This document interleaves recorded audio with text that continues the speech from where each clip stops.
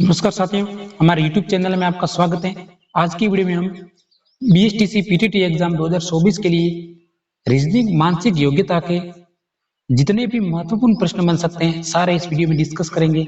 मैंने आपके लिए हर क्वेश्चन बहुत ही अच्छे काफी सिलेक्टेड लिए हैं ताकि आपको एग्जाम में ज्यादा से ज्यादा हेल्प मिले। तो चलिए हम स्टार्ट करते हैं। अगर हमारा वीडियो आपको अच्छा लगे तो साथ में सब्सक्राइब भी करते रहना साथियों। हमारा प्रथम क्वेश्चन है, वृत्त का परिधि से वही संबंध है जो वर्ग का, यानी वृत्त का परिधि से संबंध है वही वर्ग का है साथियों। बताना हमको क्षेत्रफल, आयतन, विकिरण, परिमाप। तो जिस प्रकार जो वृत्त का संबंध परिधि से होता है, ये वृत्त की परिधि होती है, उसी प्रकार जो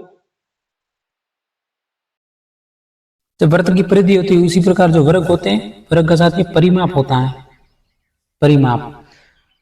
ऑप्शन नंबर डी हमारा नेक्स्ट क्वेश्चन, जिस प्रकार अर्थ और मूल में संबंध है उसी प्रकार हमें नेक्स्ट ए, बी और सी और डी ऑप्शन में से संबंध निकालना है। यह सवाल काफी विद्यार्थी इस सवाल को अंग्रेजी का सवाल समझकर छोड़ देते हैं, लेकिन यह सवाल बहुत इंपॉर्टेंट है। हर साल सवाल रिपीट होता है। यानी अर्थ के सार और जो साथ में चंद्रमा चक्कर लगाता है पृथ्वी के सार और, तो हमें इस प्रकार संबंध निकालना, क्योंकि पृथ्वी के सार और चक्कर चंद्रमा लगाता है। उसी प्रकार जो सूर्य है उसके सार और यूरेनस एक तारा है तो वो चक्कर लगाता है। तो ऑप्शन नंबर तीसरा हमारा नेक्स्ट क्वेश्चन, हमारा नेक्स्ट क्वेश्चन है पीटीटी एग्जाम में पूछा गया सवाल, बहुत ही इंपॉर्टेंट है। आपको ऐसा सवाल हर एग्जाम में देखने को मिलता है, काफी यानी संख्या आपको थोड़ी बहुत चेंज होती है। हमारा नेक्स्ट क्वेश्चन है, यानी 35 का संबंध 7 से है, उसी प्रकार 125 का संबंध निकालना है। तो साथियों सर्वप्रथम जो दी गई संख्या यानी किस प्रकार से जो 7 और 35 में आपस में संबंध है, जब हम 7 को 5 बार यानी 7 का पहाड़ा 5 बार बोलेंगे साथियों तो 35 आ जाएगा। उसी में से हम इसमें से कौन सी संख्या सेलेक्ट करें जिसका पहाड़ा हम 5 बार बोलेंगे तब 125 आ जाएंगे। तो साथियों ऑप्शन नंबर डी देख लेते हैं। जब हम 25 का यानी जब हम 5 का पहाड़ा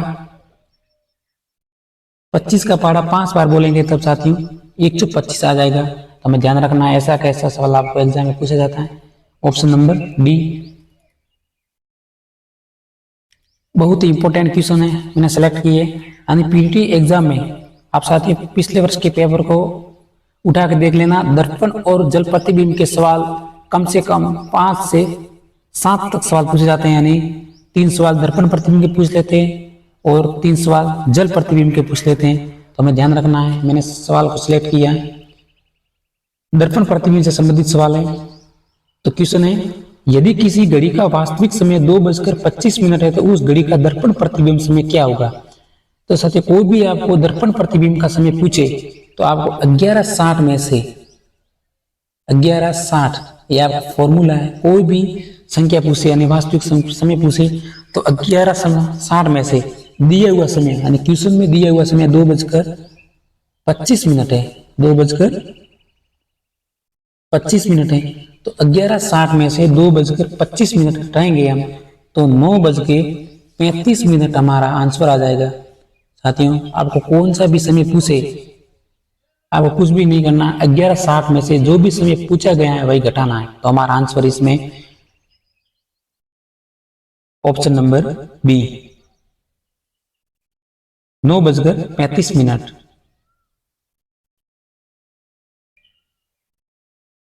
ऐसा कैसा सवाल आपको दर्पण प्रतिबिंब से पूछा गया है, तो ऐसा कैसा सवाल आपको जल प्रतिबिंब का पूछेगा। साथियों हम नेक्स्ट क्वेश्चन में चर्चा करते हैं।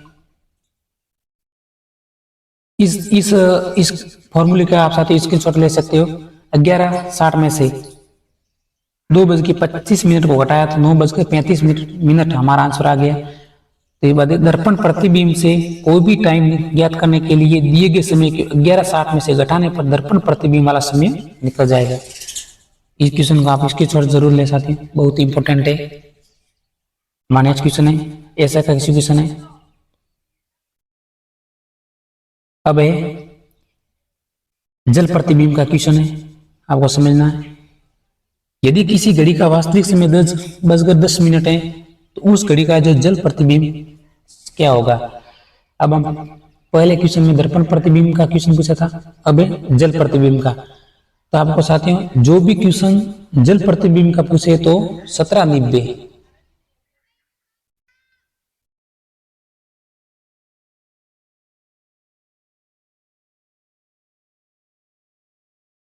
1790 में जो भी समय पूछा गया हो वो साथ घटा लेना। यानी इसमें 10:10 पूछा है तो 1790 में से 10:10 घटाएंगे तो हमारा आंसर है 8:35 आ जाएगा। 8:35। इस क्वेश्चन का ध्यान रखना है हमें, बहुत ही इंपॉर्टेंट सवाल है। हमारा नेक्स्ट क्वेश्चन, आपको इस क्वेश्चन को समझना है। जल प्रतिबिंब निकालने के लिए दिए गए टाइम को 1790 में से घटाया जाता है तो हमारा आंसर प्राप्त हो जाएगा। जल प्रतिबिंब का कोई भी आपको सवाल पूछे तो जो भी संख्या क्वेश्चन में दी गई हो उसको 1790 में से घटाना है। अगर दर्पण प्रतिबिंब का पूछे तो 1160 में से जो भी संख्या दी गई हो वही घटाएंगे तो हमारा दर्पण प्रतिबिंब समय आ जाएगा। हमारा नेक्स्ट क्वेश्चन, जल प्रतिबिंब और दर्पण प्रतिबिंब का ये क्वेश्चन पिछले साल ऐसे क्वेश्चन पूछे गए थे। तो दर्पण प्रतिबिंब का सवाल है और जल प्रतिबिंब जो ए है इसका जो दर्पण प्रतिबिंब है जस्ट उल्टा, यानी ए का जो दर्पण प्रतिबिंब साथियों जल प्रतिबिंब साथियों उल्टा बनेगा यूं, और दर्पण प्रतिबिंब राइट साइड में बनेगा। जैसे बी का जो जल प्रतिबिंब बी ऐसे होगा, बी को जस्ट उल्टा करेंगे तो इस प्रकार आकृति बनेगी।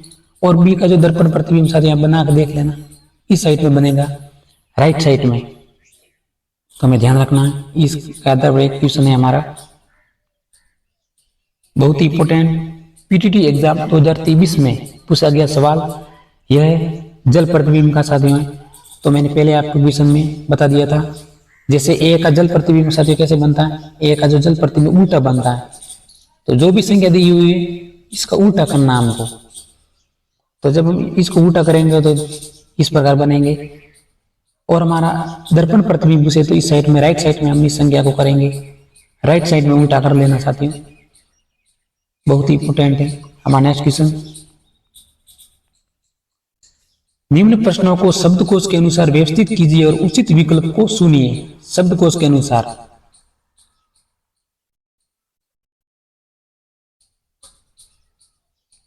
इंपोर्टेंट सवाल, शब्दकोश के अनुसार यानी ए बी सी डी से जेड तक यानी क्रम वाइज ऐसा सवाल आपको हर एग्जाम में पूछा जाता है। शब्दकोश के अनुसार व्यवस्थित करना है।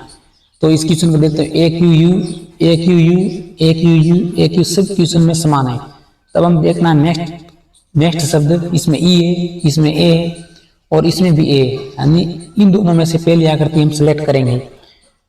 उसके बाद इस क्वेश्चन में आर दिया हुआ है और इस क्वेश्चन में टी दिया हुआ है। तो इसमें आर और टी में से कौन सा शब्द पहले आता साथियों, पी क्यू आर एस और टी, यानी पहले साथियों आर आता है। तो हम पहला ऑप्शन 2 सिलेक्ट करेंगे। तो साथियों पहला ऑप्शन 2, यानी इसमें पहले ऑप्शन में आप साथियों देखो सॉल्व हो रहा है, पहला 2 फिर 4 फिर 1 और फिर 3।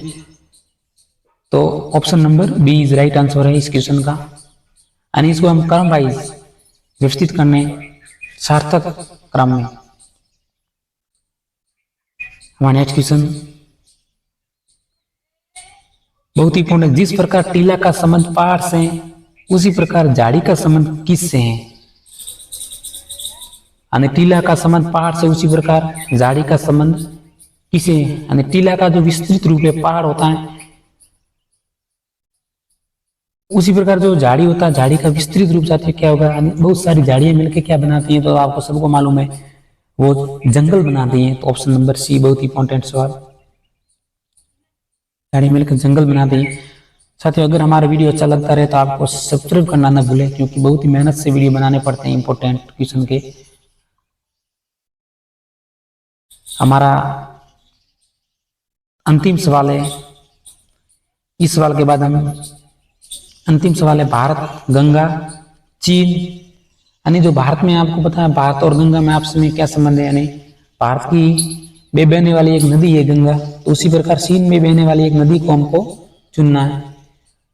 तो ये जैसे ब्रह्मपुत्र, नील नदी, इरावती नदी और वांग नदी, तो साथ नाम से पता चल रहा है कि वांग नदी है वो चीन में बहती है, ऑप्शन नंबर बी।